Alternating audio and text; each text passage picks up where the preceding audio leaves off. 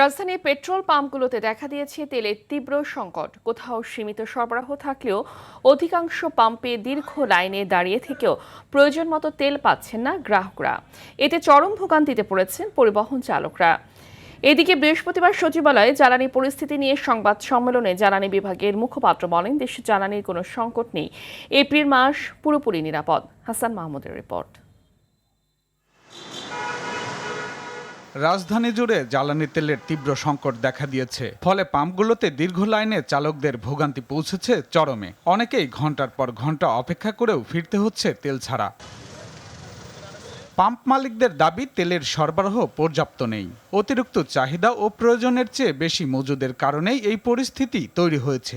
আগে তেল দিত আপনার তেল লাগতো আপনার 3 গাড়ি, এখানে তেল দেয় 1 গাড়ির কম, তাহলে পাম্প চলবে কেমনে? যেখানে তেল লাগতো আপনার 25 থেকে 30 হাজার লিটার, সেখানে তেল দেয় 9 হাজার লিটার। 5 জন আগেই তেল শেষ হয়ে গেছে, এরপর তেল নিতে পারিনি।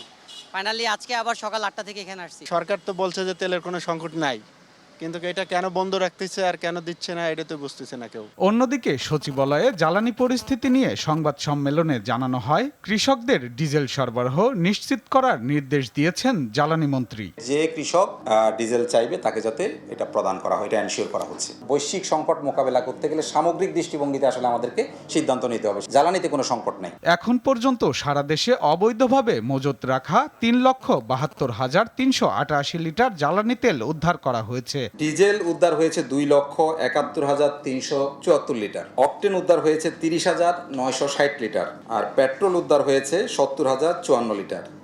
সব মিলে 3,72,388 লিটার জ্বালানি পণ্য উদ্ধার করা হয়েছে। তিনি জানান, ইরান হরমুজ প্রণালী দিয়ে 6টি জাহাজ ছেড়েছে, তার মধ্যে একটি অপরিশোধিত তেলের জাহাজ রয়েছে। ক্রুড অয়েলটা চলে আসলে আমার eastern refineries very much okay. Hasan Mahmud, RTV, Dhaka.